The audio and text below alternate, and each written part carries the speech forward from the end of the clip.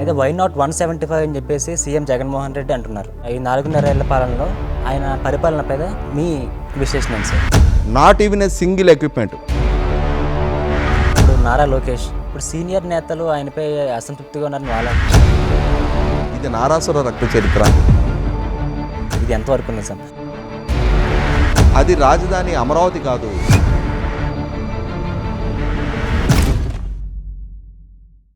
నమస్తే, welcome to Andhraprabha. నేను మీ దుర్గా ప్రసాద్.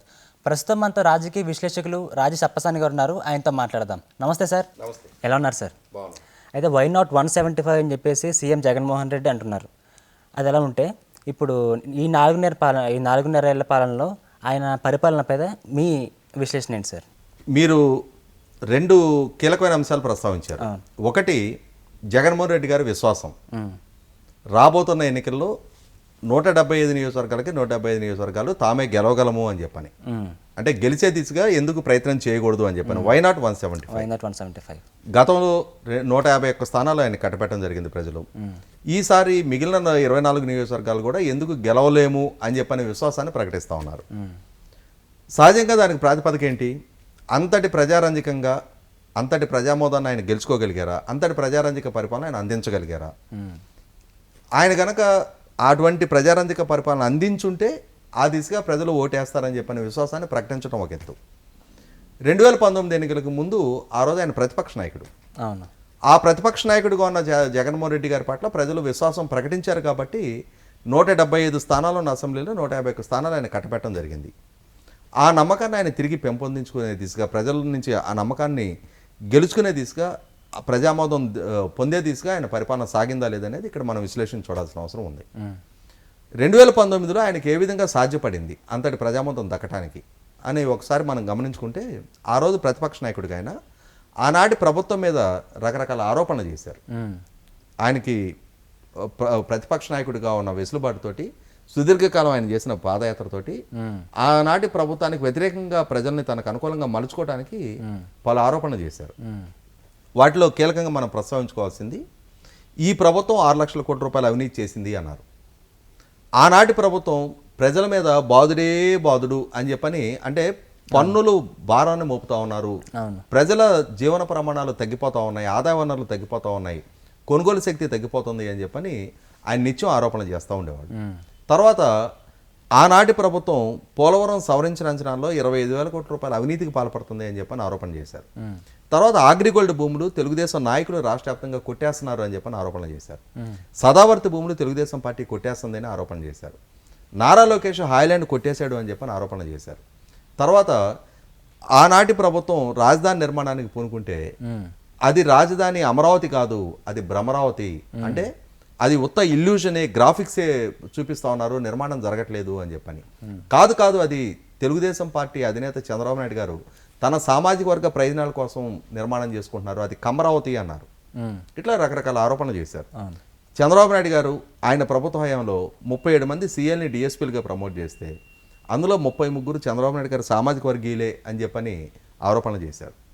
జగన్మోహన్ రెడ్డి గారు సొంత చిన్నాన్న వివేకానంద రెడ్డి గారి హత్య జరిగితే అది చంద్రబాబు నాయుడు గారి ప్రోద్బలంతో జరిగింది, ఇది నారాసుర రక్త చరిత్ర అని చెప్పని ఆరోపించారు. ఇట్లా రకరకాల ఆరోపణలతోటి ప్రజల్లో చంద్రబాబు నాయుడు గారి ప్రభుత్వాన్ని పలచం చేశారు, తనకు అనుకూలంగా మలుచుకున్నారు. అదే సందర్భంలో జగన్మోహన్ రెడ్డి గారి వ్యూహకర్తలు, వాళ్ళ సోషల్ మీడియా కూడా జగన్మోహన్ రెడ్డి గారికి చాలా హై ప్రొఫైల్డ్ ఎలివేషన్ ఇచ్చారు ప్రజల్లో. అంటే జగన్మోహన్ రెడ్డి గారిని ఒక పోరాట యోధుడిగా, పోరాడే ధీరుడిగా, సూర్యుడిగా చిత్రీకరించారు. కేంద్ర ప్రభుత్వం దగ్గర విభజన చట్ట హామీలు సాధించగలిగే పోరాట యోధుడిగా ఆయన్ని చిత్రీకరించారు. జగన్మోహన్ రెడ్డి గారు కూడా నాకు మెజార్టీ ఎంపీ స్థానాలు ఇవ్వండి, కేంద్ర అధికారులు ఎవరున్నా వాళ్ళ మెడలోంచి ప్రత్యేకత సాధిస్తా అని చెప్పని వాగ్దానం చేశారు. ప్రజలు ఆయన ఆనాటి ప్రభుత్వం మీద చేసిన ఆరోపణలు నమ్మారు, ఈయన ప్రజలకు ఇచ్చిన వాగ్దానాలు నమ్మారు. ఈయన ఎటువంటి వాగ్దానాలు చేశారు? ఒక్కొక్క వర్గాన్ని ఎంచుకున్నారు, యువతని ప్రధానంగా టార్గెట్ చేసుకొని వాళ్ళకి యూనివర్సిటీలు, కాలేజీల్లో యోబేరీ అని చెప్పిన సదస్సులు ఏర్పాటు చేసి ఆ యోబేరీ సదస్సుల ద్వారా ప్రత్యేక హోదా ఆవశ్యకతను గుర్తు చేస్తా, చంద్రబాబు నాయుడు గారు కేంద్రం దగ్గర నిస్సహాయుడే ప్రత్యేక హోదా సాధించలేకపోతున్నాడు, నాకు మెజార్టీ ఎంపీ స్థానాలు ఇవ్వండి, నేను ప్రత్యేక హోదా సాధిస్తా, ప్రత్యేక హోదా కనుక మనం సాధించినప్పుడు ఈ వెసులుబాట్లు మనకు దక్కుతాయి, వీటి ద్వారా ప్రపంచవ్యాప్తంగా ఉన్న పెట్టుబడిదారులను మనం ఆకర్షించగలుగుతాం, రాష్ట్రాన్ని పారిశ్రామికీకరణ పరంగా అభివృద్ధి చేయగలుగుతా, 13 జిల్లాలని 13 హైదరాబాద్లుగా తీర్చిదిద్దుతానని చెప్పని వాగ్దానాలు చేశారు. మీకు 2,30,000 ప్రభుత్వ ఉద్యోగాలు ఖాళీగా ఉన్నాయి, వాటిని భర్తీ చేస్తా అన్నారు. మెగా డిఎస్సి కండక్ట్ చేస్తా అన్నారు. వలసలు లేని ఉపాధి కల్పిస్తా అన్నారు. అద్భుతంగా సంపద సృష్టి చేయగలుగుతా అన్నారు. వీటి ప్రభావంలో, ఈ ప్రచార ప్రభావంలో యువత జగన్మోహన్ రెడ్డి గారు వెనక ర్యాలీ అయ్యారు. ఇక్కడ చంద్రబాబు నాయుడు గారు, జగన్మోహన్ రెడ్డి గారు వీరిద్దరి మధ్య ఉన్న 22 సంవత్సరాల వయసు అంతరం దృష్ట్యా యువత ప్రధానంగా జగన్మోహన్ రెడ్డి గారిని తమ ఐకాన్గా భావించారు. చంద్రబాబు నాయుడు గారు మా జనరేషన్కి సంబంధించిన వ్యక్తి కాదు అన్న భావనలో యువత జగన్మోహన్ రెడ్డి గారిని, ఈయన మాకు దగ్గరగా ఉన్న, మా వయసుకి దగ్గరగా ఉన్న వ్యక్తి, ఇతను మా సమస్యలను అర్థం చేసుకోగలిగి రేపు అడ్రస్ చేయగలిగే నాయకుడు అని చెప్పని వాళ్ళు ఓన్ చేసుకున్నారు. దాంతో ప్రధానంగా జగన్మోహన్ రెడ్డి గారి గెలుపుకి యువత ప్రధాన భూమిక పోషించారు. తర్వాత ఇంకొక ప్రధాన వర్గం మహిళల్ని టార్గెట్ చేసుకొని జగన్మోహన్ రెడ్డి గారు మద్యపానం కుటుంబాల్లో ఆర్థికంగానూ ఆరోగ్యపరంగానూ చిన్నాభిన్నం చేస్తుంది, నాకు ఒక్క ఛాన్స్ ఇచ్చి అధికారం ఇవ్వండి, నేను ఈ మద్యపాన పెనుభూతాన్ని సమాధి నుంచి పారదోలుతా అన్నాడు. 2024లో మళ్ళీ తిరిగి నేను ఎన్నికలకు వెళ్ళబోయే నాటికి రాష్ట్రంలో ఒక్క 5 స్టార్ హోటల్స్లో తప్పించి మద్యం కనపడనివ్వను అన్నారు. ఆయన మాటలను విశ్వసించిన మహిళలు ఇటువంటి నాయకుడు కదా మనకు కావాల్సిందని చెప్పనే విశ్వాసంతో ఆయన వెనక ర్యాలీ అయ్యారు, ఆయనకు ఓట్లు వేశారు, ఆయన అడిగిన ఒక ఛాన్స్ ఇచ్చారు. మూడవ వర్గం ఉద్యోగులు. ఆ రోజు చంద్రబాబు నాయుడు గారు ఉద్యోగులకి 43% ఫిట్మెంట్ ఇచ్చారు. విభజన జరిగిన రాష్ట్రం, గ్రామీణ నేపథ్యం ఉన్న రాష్ట్రం, పారిశ్రామికీకరణ పెద్దగా లేని రాష్ట్రం, రాజధాని కూడా లేని రాష్ట్రం, లోటు బడ్జెట్తో ఉన్న రాష్ట్రం అయినా సరే ఉద్యోగులకి ఆయన, అంటే 2004కు ముందు ఈయన ఉద్యోగి వ్యతిరేకి అన్న ఉన్న ముద్రని దూరం చేసుకోవడానికి కొత్త రాష్ట్రం మనం ఇక్కడ అభివృద్ధి పరచుకోవాలి అంటే ఉద్యోగుల సహకారం అవసరమనే ఉద్దేశంతో ఆయన ఉద్యోగులకు 43% ఫిట్మెంట్ ఇచ్చారు. ఇచ్చినా సరే ఉద్యోగులు 2019 ఎన్నికలలో చంద్రబాబు నాయుడు గారికి దూరం జరిగారు. దానికి ప్రధానంగా దారితీసిన అంశాలు వచ్చేటప్పటికి 2018 నాటికి కేంద్ర ప్రభుత్వంతో విభజన చట్ట హామీల సందర్భంగా చంద్రబాబు నాయుడు గారికి కొంత రిఫ్ట్ ఏర్పడింది. ఆ రిఫ్ట్ ఏర్పడిన దాని దృష్ట్యా కొంత ఆర్థికంగా సఫికేషన్ ఎదుర్కొన్నారు.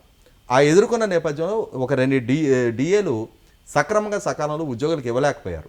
దాన్ని సాగ్గా చూపించిన ఉద్యోగ సంఘ నాయకులు రాష్ట్ర వ్యాప్తంగా ఉన్న ఉద్యోగుల్ని చంద్రబాబు నాయుడు గారికి వ్యతిరేకిగా వాళ్ళు జగన్మోహన్ రెడ్డి గారికి అనుకూలంగా మలచడంలో సక్సెస్ అయ్యారు. జగన్మోహన్ రెడ్డి గారు కూడా ఉద్యోగుల్ని, అన్నా మీకు మెరుగైన పిఆర్సీ ఇస్తా, మీకు సిపిఎస్ రద్దు చేస్తా, క్రమం తప్పకుండా డిఏలు ఇస్తా, ఇట్లా రకరకాల వాగ్దానాలు చేస్తే వాటి ప్రభావంలో ఉద్యోగులు ప్రధానంగా 175 నియోజకవర్గాల వ్యాప్తంగా జగన్మోహన్ రెడ్డి గారికి అనుకూలంగా ఓట్లు వేయటం జరిగింది. ఉద్యోగ సంఘ నాయకులు ఈ మధ్యకాలంలోనే ప్రెస్ మీట్లో చెప్పడం జరిగింది, మేము కుడి చేత్తో ఎడం చేత్తో ఓట్లేసి ఈ ప్రభుత్వాన్ని అధికారంలోకి తెచ్చుకోగలిగాము అని చెప్పని. ఏదేమైనా సరే అంతిమంగా జగన్మోహన్ రెడ్డి గారి గెలుపులో అత్యంత కీలకంగా దోహదం చేసిన మూడో ప్రధాన వర్గం ఉద్యోగులు. ఈ ఉద్యోగులు ఇవాళ ఎటువంటి పరిస్థితులు, పరిణామాలు జగన్మోహన్ రెడ్డి గారి పరిపాలన ఎదుర్కొంటున్నారనేది మనం తర్వాత మాట్లాడదాం. ఇంకొక ప్రధాన వర్గం దళితులు ప్రధానంగా జగన్మోహన్ రెడ్డి గారి గెలుపుకి దోహదం చేశారనేది వాస్తవం. ఈ 4 ప్రధాన వర్గాలు, ఇక రైతులు, మైనారిటీలు, ఇట్లా ఏ వర్గానికి ఆ వర్గం చూసుకుంటే ప్రధానంగా చంద్రబాబు నాయుడు గారి కన్నా 11.5% అధిక ఓట్లు జగన్మోహన్ రెడ్డి గారికి దక్కినాయి కాబట్టి 151 స్థానాలు ఆయనకు వస్తే 23 స్థానాలకి ఈయన పరిమితం కావడం జరిగింది. అంతటి గణనీయమైన భారీ ఆధిక్యతతో గెలిచిన జగన్మోహన్ రెడ్డి గారు ఏ వర్గాలైతే తన గెలుపుకు దోహదం చేసినాయో ఆయా వర్గాలకు చేసిన ఏ వాగ్దానాన్ని నెరవేర్చలేదనేది 100% వాస్తవం. ప్రధానంగా యువత ఇవాళ ఒక నైరాశ్యంలో మునిగిపోయారు. ఇవాళ లక్షల ప్రభుత్వ ఉద్యోగాల భర్తీ మాట దేవుడు ఎరుగు. 9,800 ప్రభుత్వ ఉద్యోగాలు ప్లస్ 6,500 పోలీసు ఉద్యోగాలు, 16,300 ఉద్యోగాలకు సంబంధించి మాత్రమే నోటిఫికేషన్ రావడం జరిగింది. ఎక్కడ 2,30,000 ఉద్యోగాలు, ఎక్కడ 16,300. మెగా డిఎస్సి అన్నారు, కనీసం not even a single DSC, ఒక డిఎస్సి కూడా ఇప్పటిదాకా అతిగతి లేదు. వీటికి తోడుగా ఆనాటి ప్రభుత్వాల్లో, అది చంద్రబాబు నాయుడు గారు కానీ అంతకు ముందున్న ప్రభుత్వాలు కూడా వివిధ కుల కార్పొరేషన్ ద్వారా ప్రతి సంవత్సరం క్రెడిట్ క్యాంపులు కండక్ట్ చేసేవాళ్ళు. అంటే సొంతంగా సెల్ఫ్ ఎంప్లాయ్మెంట్ కోసం సొంత కాళ్ళ మీద నిలబడాలి అనుకునే వాళ్ళకి ప్రోత్సాహకంగా ప్రభుత్వం సబ్సిడీ మీద కుల కార్పొరేషన్ ద్వారా రుణాలు ఇచ్చేవాళ్ళు. జగన్మోహన్ రెడ్డి గారి ప్రభుత్వం ఈ 4.5 సంవత్సరాలుగా not even a single credit camp, ఒక్క క్రెడిట్ క్యాంప్ కూడా ఇప్పటిదాకా ఏర్పాటు చేయాలి. ఆ రోజుల్లో SC corporation, ST corporation, BC corporation, minority corporation, Christian minority corporation, Kapu corporation, Vaishya corporation, Brahman corporation, ఇట్లా రకరకాల కార్పొరేషన్ ద్వారా క్రమం తప్పకుండా క్రెడిట్ క్యాంపులు కండక్ట్ చేసేవాళ్ళు. అన్ని ప్రభుత్వాలు కండక్ట్ చేసినాయి ఎక్సెప్ట్ జగన్మోహన్ రెడ్డి గారు. ఆయన హయాంలోనే సొంత కాళ్ళ మీద నిలబడాలి అనుకున్న యువతను ప్రోత్సహించే దిశగా ఒక్కటంటే ఒక్కటి కూడా క్రెడిట్ క్యాంపులు కండక్ట్ చేయాలి ఇప్పటిదాకా.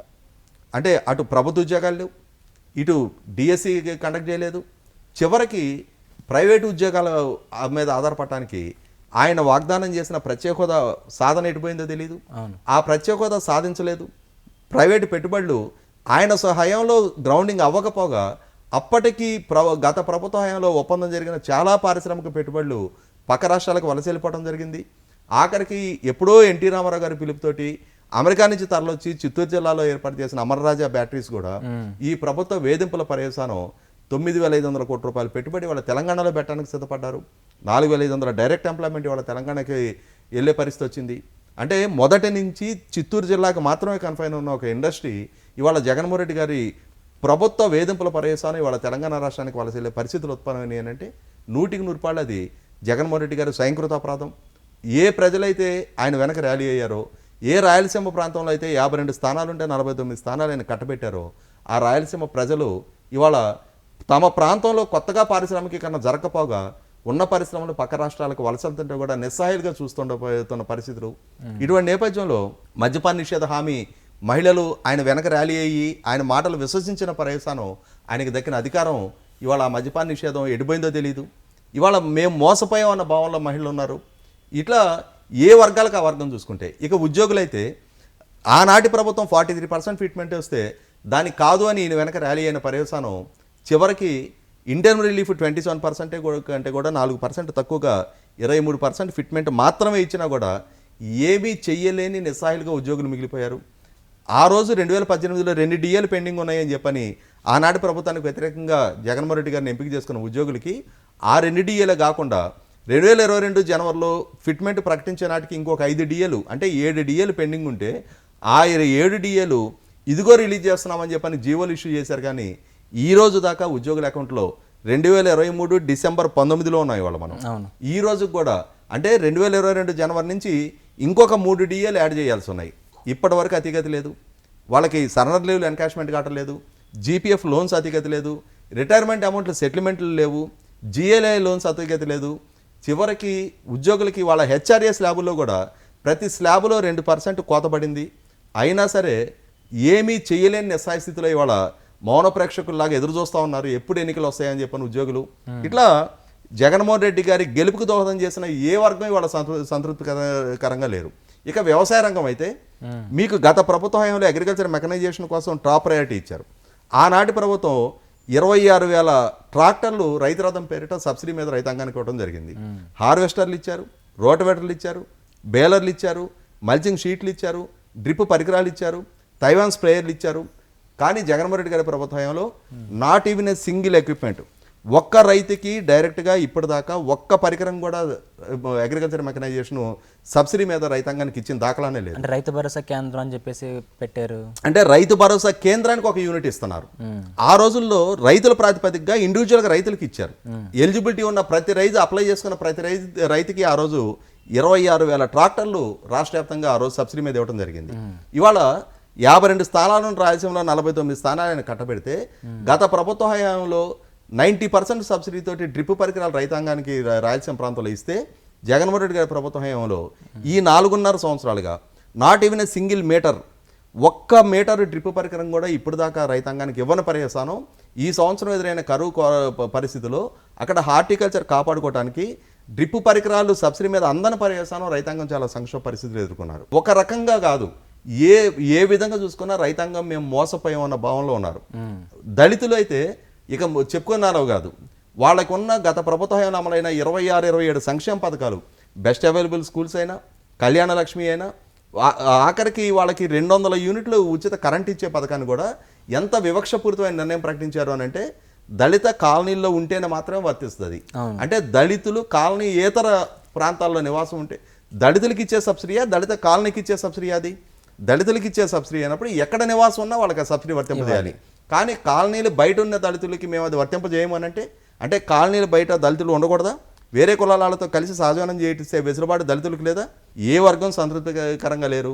అయినా సరే జగన్మోహన్ రెడ్డి గారు అంటే ఆయన గెలుపుకి దోహదం చేసిన ఏ వర్గం ఇవాళ ఆయన పట్ల నమ్మకం లేకుండా కోల్పోతున్నా కూడా నేను మాత్రం 175 అని ఎందుకు గెలవకూడదని అంటున్నారు. ఇక్కడ గమనించుకోవాల్సింది ఏంటి అంటే జగన్మోహన్ రెడ్డి గారిలో ఆ విశ్వాసం పెరగటానికి కారణం కీలకంగా దోహదం చేసిన కొన్ని గత ఎన్నికల ఫలితాలు. తిరుపతి ఉప ఎన్నిక సందర్భంగా ఆ రోజు వాళ్ళు చేసిన ప్రజాస్వామ్యాన్ని అపహాస్యం చేసే, ఎన్నికల వ్యవస్థను అపహాస్యం చేసే కొన్ని నిర్ణయాలు, తప్పుడు ఎలక్షన్ ఎపిక్ కార్డులు, ఓటర్ ఐడికి గుర్తింపు కార్డుల్ని అంటే అనధికారికంగా ముద్రించి వందల బస్సుల్లో తీసుకొచ్చి ఎన్నికల వ్యవస్థను ఒక అపహాస్యం చేసి ఆ ఎన్నికల్లో నెగ్గగలిగారు. ఆ తర్వాత స్థానిక సంస్థల ఎన్నికలు చూసాం, ఎంత ప్రహసనంగా మారినాయి, ఎంత దౌర్జన్యపూరితంగా జరిగినాయి, ఎన్నికలని ప్రతిపక్షాలు బహిష్కరించే పరిస్థితులు ప్రభుత్వ పరంగా సృష్టింపబడి బలవంత ఏకగ్రీవాలు జరిగిన తీరు చూసాం. వ్యవస్థలను దుర్వినియోగపరిచి ఎన్నికల్లో పోటీ చేసే అభ్యర్థుల్ని బలవంతాన కిడ్నాపులు చేసి బలవంతాన నామినేషన్ విత్డ్రా చేయించిన తీరులు చూసాం. ఈ విధమైన ఎన్నికలే మళ్ళీ జరిపించాలనుకుంటున్నారు ఆయన. అన్ని సందర్భాల్లో అన్ని ఉల్లంఘనలు సాధ్యం కావు. 2019లో అధికారం చేపట్టిన జగన్మోహన్ రెడ్డి గారికి ఆ వ్యవస్థల విధ్వంసం కొంతకాలం వరకు సహకరిస్తుంది. రేపు అసెంబ్లీ ఎన్నికలు, పార్లమెంట్ ఎన్నికల్లో కూడా ఇదే విధమైన ఉల్లంఘనలతో అధికారం చేజిక్కోవడం అనేది అది అసాధ్యమైన వ్యవహారం. కాబట్టి ఆయన ఎంత విశ్వాసం ప్రకటించినా, ఎంత అతి విశ్వాసాన్ని చూపినా కూడా రేపు అంతిమంగా ఓటేయాల్సింది ప్రజలు. ప్రజలు ఆయన ప్రతి మ్యానిపులేషన్ని అన్ని సందర్భాల్లో విశ్వసించరు. 2019కి ముందు ఆయనకు అటువంటి హానిమూన్ పీరియడ్ నడిచింది. ఆయన ఏ వాగ్దానం చేసిన ప్రజలు నమ్మారు, ఆయన ఏ ఆరోపణలు చేసిన ప్రజలు నమ్మారు. ఇవాళ పాలకుడిగా జగన్మోహన్ రెడ్డి గారి పరిపాలనా దక్షత ఏంటి, ఆయన పరిపాలన మూలన మన జీవన ప్రమాణాలు మెరుగైనయా తరిగైనయా, ఇవాళ సమాజంలో శాంతి పద్ధతులు కాపాడబడుతున్నాయా ఉల్లంఘనకు గురవుతున్నాయా, ఇవాళ మహిళలకు రక్షణ ఉందా లేదు. నేషనల్ క్రైమ్ బ్యూరో రికార్డు ప్రకారం దేశంలోనే అత్యధికంగా మహిళల గౌరవానికి భంగం కలుగుతున్న కేసుల్లో ఆంధ్రప్రదేశ్ నెంబర్ 1 స్థానంలో నిలబడింది అని అంటేనే మహిళల పరిస్థితి ఏంటి అనేది అర్థమవుతా ఉంది. ఇటువంటి నేపథ్యంలో ప్రజల కొనుగోలు శక్తి పెరిగిందా, ప్రజల పర్ క్యాపిటల్ ఇన్కమ్ పెరిగిందా, వీటన్నిటి ప్రాతిపదికగా ప్రజలు నిర్ణయం చేసుకుంటారు. తమ పిల్లలకి మెరుగైన ఉపాధి అవకాశాలు దొరుకుతున్నాయా లేదా అనే ప్రాతిపదిక నిర్ణయాలు తీసుకుంటారు. వీటి పరంగా చూసుకున్నప్పుడు ఆర్థిక క్రమశిక్షణ రాహిత్యంతో వాళ్ళ లక్షల కోట్ల అప్పుల్లో రాష్ట్రం కొనరెళ్ళిపోతున్న అంశం ప్రతిరోజు కళ ముందు కనిపిస్తున్న దగ్గర జగన్మోహన్ రెడ్డి గారు ఏదో నేను డైరెక్ట్ బెనిఫిట్ ట్రాన్స్ఫర్ ద్వారా కొద్ది సంక్షేమ పథకాలు విడుదల చేస్తున్నా కాబట్టి దాని ప్రాతిపదికగా అదే అభివృద్ధి, దాని సూచికగానే నాకు ప్రజలు ఓట్లు మళ్ళీ 2024లో కూడా 2019 కంటే మెరుగైన ఫలితాలు ఇస్తారనే విశ్వాసంతో ఆయన ఉన్న వాటి ప్రాతిపదిక ప్రజలు నిర్ణయం చేయరు. అది ఎన్నో ఎన్నికల్లో రుజువైంది. అన్ని సందర్భాల్లో డబ్బు పంపిణీ ఒక్కటే ఎన్నికల ఫలితాన్ని నిర్దేశించదు. దానికన్నా మెరుగైన ప్రజల పరిగణలోకి తీసుకునే అంశాలు చాలా ఉంటాయి. ఏ అంశం ప్రాతిపదిక చూసుకున్నా కూడా జగన్మోహన్ రెడ్డి గారి పరిపాలన అనేది ఒక విఫల ప్రయోగంగా ఇవాళ ప్రజల ముందు కనిపిస్తూ ఉంది. ఇటువంటి నేపథ్యంలో ఆయన విశ్వాసం అది అతివిశ్వాసంగా మిగలటం ఖాయం. కాబట్టి ఇవాళ ఆయన వాళ్ళ పార్టీకి సంబంధించిన అభ్యర్థులను కూడా అంటే అభ్యర్థులను ఒక నియోజకవర్గం నుంచి ఒక నియోజకవర్గానికి షఫలింగ్ చేస్తున్న తీరు, చాలామంది అభ్యర్థిత్వాన్ని పరిగణలోకి తీసుకొని తీరు, చాలామందికి అభ్యర్థిత్వం నిరాకరిస్తున్న తీరు చూస్తేనే ఆయనలో అంటే పైకి కనిపించే విశ్వాసం వేరు, అంతర్గతంగా జరుగుతున్న చర్చలు వేరు అనేది వాస్తవం. ఓకే సార్, ఇప్పుడు నారా లోకేష్ ఇప్పుడు సీనియర్ నేతలు ఆయనపై అసంతృప్తిగా ఉన్నారని వాళ్ళు అంటున్నారు. నారా లోకేష్ పైన కూడా వీళ్ళపై ఏమో నారా లోకేష్ అని చెప్పేసి అంటున్నారు. ఇది ఎంతవరకు నిజం? గతంలో చూసుకుంటే ఇప్పుడు మొన్న జరిగిన మీటింగ్లో కూడా అచ్చెన్నాయుడు పక్కన ఉంటున్నారు తప్ప మిగిలిన సీనియర్ నేతలు ఎవరైతే మన గోరంట్ల బొత్స చౌదరి కానీ, యనమల కానీ, ఇంకా ఇప్పుడు అయ్యన్న పాత్రుడు, గంట, వీళ్ళందరూ నామరూపేణ ఉంటున్నారు. కానీ ఇప్పుడు చూసినా ఇటు పక్కన అచ్చెన్నాయుడు మాత్రం కనిపిస్తున్నారు. అంటే అసంతృప్తి చాలా తీవ్రంగా ఉందని చెప్పేసి పార్టీ వర్గంలో టాక్. దీనికి మీరేమంటారు? ఇక్కడ ఒకటి వాస్తవమైన పరిస్థితి ఏంటి అంటే ఇప్పుడు మీరు ప్రస్తావించిన గోరంట్ల బుచ్చి చౌదరి గారైనా, యనమల రామకృష్ణుడు గారైనా వీరందరూ 1983లో ఎన్టీ రామారావు గారితో వారి రాజకీయ ప్రస్థానం మొదలైంది.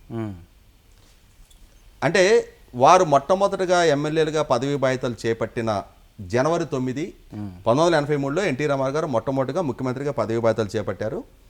యనమల రామకృష్ణుడు గారు, గోరంట్ల బుచ్చి చౌదరి గారు లాంటి వాళ్ళు ఆ రోజు మొట్టమొదటిగా శాసనసభకి ఎంపికయ్యి మంత్రులుగా యనమల రామకృష్ణుడు గారు పదవి బాధ్యతలు చేపట్టారు 1983లో. వారు ప్రమాణ స్వీకారం చేసిన 2 వారాల తర్వాత నారా లోకేష్ పుట్టడం జరిగింది. అంటే వాళ్ళు ఎమ్మెల్యేలుగా మంత్రులుగా ఉండే నాటికి నారా లోకేష్ ఇంకా పుట్టల. అవును, ఇక్కడ క్లియర్గా జనరేషన్ గ్యాప్ అనేది కనిపిస్తుంది కదా. అయితే మీరు ప్రస్తావించినట్టుగా గోరంట్ల బుచ్చి చౌదరి గారు లాంటి వాళ్ళు 2019 ఎన్నికల్లో తెలుగుదేశం పార్టీ ఓడిపోయిన తర్వాత ప్రత్యామ్నాయ నాయకత్వ మార్పిడి జరగాలి తెలుగుదేశం పార్టీలో అని చెప్పని నినదించింది వాస్తవం. ఆ రోజు ఆయన ఆలోచనలు వేరే విధంగా ఉన్నాయి. ఆ రోజు ఆయన జూనియర్ ఎన్టీఆర్ నాయకత్వం వహించితే బాగుంటుందని చెప్పని ఆయన ఆలోచించింది, ఆ విధంగా మీడియాలో మాట్లాడింది కూడా వాస్తవం. ఆ రోజు నారా లోకేష్ పెద్దగా తను రుజువు చేసుకోలే. తను 2019లో మొట్టమొదటిగా మంగళగిరిలో పోటీ చేసే నాటికి ఇవాళ నేను అనుకోవటం అయితే ఏంటంటే ఇండియన్ పొలిటికల్ హిస్టరీలోనే అవును, రాహుల్ గాంధీ, నారా లోకేష్ వీళ్ళిద్దరూ ట్రోల్ అయినంతగా మరి ఏ రాజకీయ నాయకులు ఇప్పటిదాకా ట్రోల్ కాలా. అవును, వాస్తవం. అంటే వాళ్ళు ఇద్దరు ఉన్నత విద్యావంతులు, సుదీర్ఘ రాజకీయ నేపథ్యం ఉన్న కుటుంబాలకు సంబంధించిన వాళ్ళు అయినా సరే వాళ్ళని రాజకీయాల్లో నాన్ సీరియస్ పాలిటీషియన్స్గా, అప్రయోజకులుగా, తండ్రులకు తగినంతటి సామర్థ్యం లేని నాయకులుగా చిత్రీకరించారు. అవును, సమాజం పట్ల అవగాహన లేని వాళ్ళుగా, సమస్యలను అర్థం చేసుకోలేని వాళ్ళుగా, స్పందించలేని నాయకులుగా చిత్రీకరించారు. కానీ ఇక్కడ గమనించుకుంటే ఇద్దరికిద్దరు వీటికి ఎక్కడ షార్ట్ కట్లు ఉండవు. అంటే వాళ్ళని వాళ్ళు ప్రూవ్ చేసుకునే ప్రాసెస్లో దానికేమో షార్ట్ కట్లు ఉండవు. వాళ్ళే ప్రూవ్ చేసుకోవాలి, వాళ్ళకి నాళ్లే మలుచుకోవాలి, వాళ్ళ నాళ్లే రుజువు చేసుకోవాలి. భారత్ జోడో యాత్ర పేరిట రాహుల్ గాంధీ తను సమాజానికి పరిచయం చేసుకున్నాడు, సమాజాన్ని తను అర్థం చేసుకున్నాడు. అదే సందర్భంలో నారా లోకేష్ కూడా 2019లో తెలుగుదేశం పార్టీ ఓడిపోయిన తర్వాత 2019కి ముందు ఎమ్మెల్సీగా మంత్రిగా తన అద్భుత పనితీరు కనపరిచినా కూడా, తన శాఖ పరంగా అద్భుత విజయాలు నమోదు చేసినా కూడా వాటిని సమాజానికి పరిచయం చేయడంలో ఫెయిల్ అయ్యాడు. అవును, ప్రజలు కూడా దాన్ని గుర్తించలా. ఈ వ్యతిరేక ట్రోల్ని రికగ్నైజ్ చేసినంతగా తన పనితీరుని, తన సమర్థతని ప్రజలు ఐడెంటిఫై చేయలే. అటువంటి సందర్భంలో వ్యక్తిగతంగా తను పోటీ చేసిన మంగళగిరిలో కూడా తను ఓడిపోవడం జరిగింది. చంద్రబాబు నాయుడు గారికి రాజకీయ వారసుడిగా నారా లోకేష్ సమర్థుడు కాదు అని చెప్పని చిత్రీకరణ జరిగింది. ఇటువంటి నేపథ్యంలో నేను సమర్థుడిని అని చెప్పని రుజువు చేసుకోవాల్సిన బాధ్యత తనదే. అవును, తానే ప్రూవ్ చేసుకోవాలి. దానికేం షార్ట్ కట్లు ఉండవు. ఈ సోషల్ మీడియా ఎలివేషనో లేదు వాళ్ళ నాన్నగారు 10 మంది నాయకులు అద్భుతం అమోఘం అని చెప్పని నారా లోకేష్ గురించి స్తుతించిన అది ప్రజలు రిసీవ్ చేసుకోరు. ఆ స్థాయిలో తానే ప్రూవ్ చేసుకోవాల్సిన అవసరం ఉంటుంది. కాబట్టి నారా లోకేష్ కూడా 2019లో ఓటమి ఎదురైన తర్వాత పార్టీ ఓడిపోయింది, వాళ్ళ నాన్నగారు అదే పదవిచ్యుతులయ్యారు. అదే సందర్భంలో తాను కూడా వ్యక్తిగతంగా పోటీ చేసిన స్థానంలో ఓడిపోవడం జరిగింది. ఈ మొదటలో కొన్ని సన్నాయి నొక్కులు పార్టీలో కొంతమంది నాయకుల వైపు నుంచి వచ్చింది వాస్తవం. నారా లోకేష్ సామర్థ్యాన్ని ప్రశ్నించిన వాళ్ళు ఉన్నారు. చంద్రబాబు నాయుడు గారు లోకేష్కి మంత్రి పదవి బాధ్యతలు ఇవ్వకుండా ఉండాల్సింది, అది రాంగ్ చాయిస్ అన్నాళ్ళు ఉన్నారు. ఇటువంటి సందర్భంలో నాది రైట్ చాయిస్ అని చెప్పని తనే ప్రూవ్ చేసుకోవాలి. ఆ ప్రాసెస్లో తను తెలుగు భాష మీద పట్టులేదు, అద్భుతంగా ప్రసంగించలేడు. వీటిని అధిగమించాలి అని అంటే తనే తెలుగు నేర్చుకోవాలి, తనే ప్రసంగం మెరుగుపరచుకోవాలి. ఆ దిశగా అడుగులేశాడు. తను కఠోర శ్రమ చేశాడు, తన ఆహార్యం మార్చుకున్నాడు, తన్ని హాయ్లాండ్ కొట్టేసిన అవినీతి పరుడుగా చిత్రీకరించారు. సిఏఏ కన్వెన్షన్స్ జరిగిన సందర్భంగా 25 లక్షల రూపాయల స్నాక్స్ తినేసిన తిండిపోతుగా చిత్రీకరించారు. వీటిని అన్నిటినీ అధిగమించి సమాజానికి తను పరిచయం చేసుకునే ప్రాసెస్లో కఠోర శ్రమ చేశాడు. తన ఆహార్యం మార్చుకున్నాడు, తన వాగ్దాటి పెంచుకున్నాడు, సమస్యల పట్ల రెస్పాండ్ అయ్యే తీరు మార్చుకున్నాడు. పార్టీ ఓడిపోయిన తర్వాత క్యాడరు ఒక నైరాశ్యంలో మునిగిపోతున్న సందర్భంలో ప్రభుత్వం వైపు నుంచి దాడులు, దౌర్జన్యాలు, వాళ్ళ ఆర్థిక మూలాల మీద దాడులు చేయటం, ముందస్తు కేసులు, అరెస్టులు, ఇట్లా రకరకాల వేధింపులకు గురవుతున్న శ్రేణులకి తనే ఆలంబరగా నిలిచాడు. ఎక్కడ ఏ క్యాడరు క్రైసిస్లో ఉంటే, ఎవరి మీద దాడులు జరిగితే, ఏ కుటుంబం నష్టపోతే వాళ్ళ దగ్గరికి వెళ్ళి భరోసా నింపటం అలవాటు చేసుకున్నాడు. అదే సందర్భంలో ప్రభుత్వాన్ని సూటిగా స్పష్టంగా ప్రశ్నించడం నేర్చుకున్నాడు, సమస్యల పట్ల స్పందించడం నేర్చుకున్నాడు, సమస్యలని అవగాహన చేసుకోవడం నేర్చుకున్నాడు. ఈ ప్రాసెస్లో పర్సెప్షన్ మారుతూ వచ్చింది. అంటే నారా లోకేష్ మీద చాలా మందికి ఉన్న పర్సెప్షన్ పర్లేదు, లోకేష్ కూడా స్పందిస్తున్నాడు, లోకేష్ కూడా బాగానే మాట్లాడుతున్నాడు, లోకేష్ కూడా అవగాహన పెంచుకుంటున్నాడు, విషయ పరిజ్ఞానం పెంచుకుంటున్నాడు, వాగ్దాటి మెరుగుపడింది అని చెప్పని గ్రాడ్యువల్గా ఆ ట్రాన్స్ఫర్మేషన్ బిగిన్ అయింది. ఎవరెవరైతే అపోజ్ చేసిన వ్యక్తులు ఉన్నారో, అసంతృప్తి వ్యక్తం చేసిన వ్యక్తులు ఉన్నారో వాళ్ళ పర్సెప్షన్ కూడా మారుతూ వచ్చింది. ఇక అక్కడి నుంచి మొదలుపెట్టి 2023 జనవరి 27వ తారీఖు తను యువగళం పేరిట కుప్పం నుంచి మొదలు పెట్టుకున్న పాదయాత్ర. ఆ పాదయాత్ర సంకల్పించుకోవడానికి కూడా ప్రధానంగా దారితీసిన పరిస్థితులు ఏంటి? 2019కి ముందు ప్రధానంగా యువత జగన్మోహన్ రెడ్డి గారి వెనక ర్యాలీ అయ్యారు. ఆ ర్యాలీ అవ్వడానికి దారితీసిన పరిస్థితులు ఇందాక మనం చెప్పుకున్నట్టుగా చంద్రబాబు నాయుడు గారికి జగన్మోహన్ రెడ్డి గారికి మధ్య ఉన్న వయసు అంతరం, ఇతను మా ఐకాన్, మా సమస్యను అడ్రస్ చేయగలిగిన, మా సమస్యను అర్థం చేసుకోగలిగే నాయకుడు జగన్మోహన్ రెడ్డి, మా ఐడియాలజీకి దగ్గరగా ఉండే నాయకుడు, మా తరానికి సంబంధించిన నాయకుడు జగన్మోహన్ రెడ్డి అని చెప్పని యువత భావించి జగన్మోహన్ రెడ్డి గారి వెనక ర్యాలీ అయ్యారు. కానీ పాలకుడిగా జగన్మోహన్ రెడ్డి గారు వాళ్ళ అంచనాలని తలకిందులు చేస్తా, వాళ్ళకి చేసిన వాగ్దానాలు ఏ ఒకటి నెరవేర్చని పర్యవసానం ఒక రకంగా యువత నైరాశ్యంలో ఉన్నారు. ఆ నైరాశ్యంలో ఉండటమే కాదు, పెడదోరలు పడుతూ ఉన్నారు, నేర స్వభావం పెరుగుతుంది, మాదక ద్రవ్యాలకు అలవాటు పడుతున్నారు, కుటుంబాలు మనోవేదంతో కూలిపోతున్నాయి, మా పిల్లలు గాడి తప్పుతూ ఉన్నారు, జగన్మోహన్ రెడ్డి గారి మీద మేము పెట్టుకున్న నమ్మకాలు వేరు, ఇవాళ మా యువతకు తగ్గ భవిష్యత్తు కల్పించలేకపోతున్నారనే నైరాశ్యంలో తల్లిదండ్రులు ఉంటున్నారు. ఇటువంటి సందర్భంలో ఒకటి పెడదారు పడుతున్న యువతలో భరోసా నింపాలి, వాళ్ళలో మానసిక స్థైర్యం పెంచాలి. 2, తమ నుంచి దూరం జరిగిన, తమ పార్టీ నుంచి దూరం జరిగి జగన్మోహన్ రెడ్డి గారికి దగ్గరైన యువతను మళ్ళీ తిరిగి తమ పార్టీకి దగ్గరగా చేయాలి. ఈ టాస్క్ తోటి తను పాదయాత్ర మొదలు పెట్టుకోవడం జరిగింది.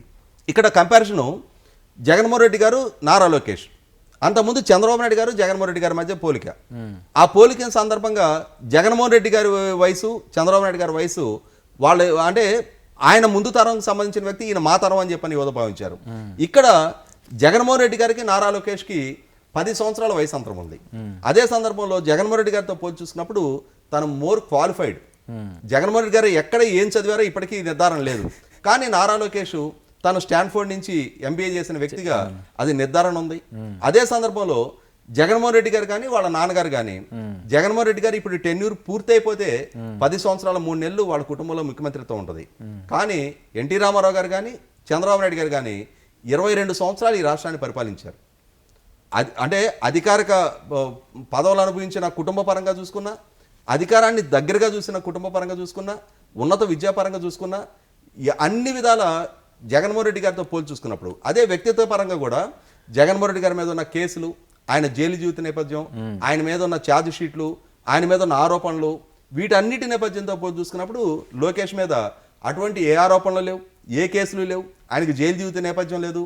ఇటువంటి సందర్భంలో యువత ఖచ్చితంగా నారా లోకేష్ వైపు ర్యాలీ అవ్వటానికి ఆస్కారం ఉంది. దాన్ని సద్వినియోగపరచుకుంటా నారా లోకేష్ కూడా యువతనికి సంబంధించి మేజర్గా ఇవాళ జగన్మోహన్ రెడ్డి గారి ప్రభుత్వ హయాంలో ఉన్న పరిస్థితులు ఏంటి, గత ప్రభుత్వ హయాంలో తాము ఎన్ని పెట్టుబడులు రప్పించగలిగాం, ఏ సంస్థలు స్థాపించగలిగాం, ఎంత ఉపాధి కల్పించగలిగాం, భవిష్యత్తులో మాకు అధికారం ఇస్తే మీకు ఎటువంటి ఉపాధి కల్పించగలుగుతాం, మీరు నైరాశ్యంలో మునిగిపోవద్దు, మీరు పెడదోరణ పట్టొద్దు, మీ మానసిక స్థైర్యాన్ని కొద్ది రోజులు కాపాడుకోండి, ఖచ్చితంగా మీ సమస్యల్ని అడ్రస్ చేయగలిగే పరిజ్ఞానం, అంతటి సామర్థ్యం ఉన్న నాయకుడిగా చంద్రబాబు నాయుడు గారు గతంలో ఆయన రుజువు చేసుకున్నాడు, భవిష్యత్తులో కూడా అటువంటి పరిపాలన అందించగలుగుతాడని చెప్పని యువతని అడ్రస్ చేస్తా ఆయన పాదయాత్ర కొనసాగిస్తూ ఉన్న నేపథ్యంలో రాయలసీమ 4 జిల్లాల్లో కూడా అక్కడ ఉన్న స్థానిక పరిస్థితులు, వివిధ వర్గాల ప్రజలతో మమేకం అవుతా, సమస్యలను అర్థం చేసుకుంటా, సమస్యల్ని అడ్రస్ చేస్తా, భవిష్యత్తులో తాము అధికారంలోకి వచ్చిన తర్వాత ఏ విధంగా పరిష్కారం చేయగలము అని చెప్పని వాళ్ళలో మానసిక స్థైర్యం నింపుతా, వివిధ కుల సంఘాలు, వివిధ వర్గాల ప్రజలు, వివిధ ఆర్థిక స్థితిగతులు ఉన్నాళ్ళు, అదే సందర్భంలో ఆయా నియోజకవర్గాల్లో ఎదురవుతున్న స్థానికంగా ఉన్న సమస్యలు, అక్కడ స్థానిక శాసనసభ్యులు, అధికార పార్టీకి సంబంధించిన నాయకులు వనరులు లూటీ చేస్తున్న అంశాలను కూడా బహిరంగంగా మాట్లాడుతూ నారా లోకేష్ సాగించిన పాదయాత్ర నేపథ్యంలో మీరు ఇందాక ప్రస్తావించినట్టుగానే ఆ పార్టీలో ఉన్న ఆ కొద్దిపాటి సనుగుళ్ళు, రణగొణధ్వనులు ఇవన్నీ కూడా సద్దుమణిగినాయి. ఎప్పుడైతే రాయలసీమ 4 జిల్లాలు పూర్తయ్యి నెల్లూరు జిల్లాలోకి పాదయాత్ర అడుగుపెట్టిందో, కోస్తా ప్రాంతానికి సంబంధించిన నాయకుల్లో కూడా పూర్తి స్థాయి పరివర్తన రావడం మొదలైంది. నారా లోకేష్లో 100% ట్రాన్స్ఫర్మేషన్ వచ్చింది. ఇవాళ తన ప్రూవెన్ ఫ్యాక్టర్, తను రుజువు చేసుకున్నాడు, ప్రజలు తనను ఆశీర్వదిస్తున్నారు, తన వెనక ర్యాలీ అవుతున్నారు. చంద్రబాబు నాయుడు గారు తర్వాత రేపు నాయకులు ఎవరనే ఆ సంక్షోభం దిశగా ఇక పార్టీ ఆలోచించాల్సిన అవసరం లేదు. చంద్రబాబు నాయుడు గారికి ఒక సమర్థుడైన రాజకీయ వారసుడిగా నారా లోకేష్ ఎమర్జ్ అవుతున్నాడని చెప్పని గోరంట్ల బుచ్చి చౌదరి గారు లాంటి సీనియర్లు, యనమల రామకృష్ణ గారు లాంటి వాళ్ళు కూడా రిలీజ్ అయ్యారు. కాబట్టి ఒకనాడు ఆ గ్యాప్ ఉన్నది వాస్తవమే, కానీ ఇవాళ ఆ గ్యాప్ లేదు. ఖచ్చితంగా కనపట్లేదు కదా. ఇప్పుడు చూసిన అచ్చెన్నాయుడు మాత్రమే ఉంటున్నాడు పక్కన. అంటే అట్లా కాదు, ఇప్పుడు ప్రతిరోజు నారా లోకేష్ చేసే యాత్రలో 70 సంవత్సరాలు పైబడిన యనమల రామకృష్ణ గారు, గోరంట్ల బుచ్చి సోదరు గారు ఎక్కడ పార్టిసిపేట్ చేయగలుగుతారు? వాళ్ళు సుదీర్ఘకాలం రేపు ఎదుర్కోబోయేది 10వ అసెంబ్లీ ఎన్నికల. వాళ్ళు 1983 నుంచి 41 సంవత్సరాలుగా సుదీర్ఘ రాజకీయ నేపథ్యం ఉంది. రాజకీయంగా వాళ్ళు పలు ఎన్నికల్లో ఎదుర్కొంటూ ఉన్నారు. వాళ్ళ జిల్లాలకు సంబంధించి పార్టీ కోఆర్డినేషన్కి సంబంధించిన ఇష్యూస్ ఉంటాయి. ఇటువంటి సందర్భంలో ప్రతిరోజు వీళ్ళ రాష్ట్ర వ్యాప్తంగా ఉండే ప్రతి నాయకుడు నారా లోకేష్ పక్కన అచ్చెన్నాయుడు గారు రాష్ట్ర శాఖ అధ్యక్షుడికి ఆయనకు బాధ్యత ఉంది. ఆ బాధ్యత ఉన్న దృష్ట్యా ఆయన పార్టిసిపేట్ చేస్తారు. ఇప్పుడు అదే అచ్చెన్నాయుడు గారు కాదు, ఎర్రమనాయుడు గారు ఉండుండారు, ఆయన కూడా ఉండలేరు ప్రతిరోజు. ఇవాళ రాష్ట్ర శాఖ అధ్యక్షుడిగా బాధ్యత ఉంది కాబట్టి అచ్చెన్నాయుడు గారు పార్టిసిపేట్ చేస్తున్నారు. ఇవాళ 175 నియోజకవర్గాల్లో కూడా ఏ నియోజకవర్గంలో ఏ నాయకుడు కూడా ఇవాళ నారా లోకేష్ పట్ల ఒకనాటి అసంతృప్తి లేదు. ఇవాళ ఎవరికి వాళ్ళు రిలీజ్ అయింది వాస్తవం. పార్టీలో కూడా ఒకనాడు కొంత అంటే జూనియర్ ఎన్టీఆర్ పట్ల కొంత ఆకర్షణ వ్యక్తం చేసింది వాస్తవం. తాను ఎప్పుడైతే పార్టీ కార్యక్రమాల్లో పార్టిసిపేట్ చేయడానికి సిద్ధంగా లేడో, తన కెరీర్ని ఎంచుకుంటా ఉన్నాడో, ఇవాళ ఈ జూనియర్ ఎన్టీఆర్ సినిమా పరమైన అభిమానులు కూడా పార్టీలో నారా లోకేష్ నాయకత్వాన్ని అంగీకరిస్తా ఉన్నారు. ఇటువంటి సందర్భంలో ఒకనాడు లేగిన ఏ అసంతృప్తి ఆ రణగొండతోళ్ళు కూడా ఇవాళ సెకండ్ వాయిస్ కి సెకండ్ థాట్కి ఆస్కారం లేకుండా పోయింది. చంద్రబాబు నాయుడు గారికి పార్టీలో నిజమైన వారసుడిగా నారా లోకేష్ తను ప్రూవ్ చేసుకున్నాడు, ఎమర్జ్ అయ్యాడు. ఇటువంటి సందర్భంలో నారా లోకేష్ అనేది ఇవాళ ఒక proven factor. Okay, thank you sir. చూశారు కదండి ఇవాళ విశ్లేషణ. మరొక విశ్లేషణతో మళ్ళీ కలుద్దాం. చూస్తూనే ఉండండి ఆంధ్రప్రభ.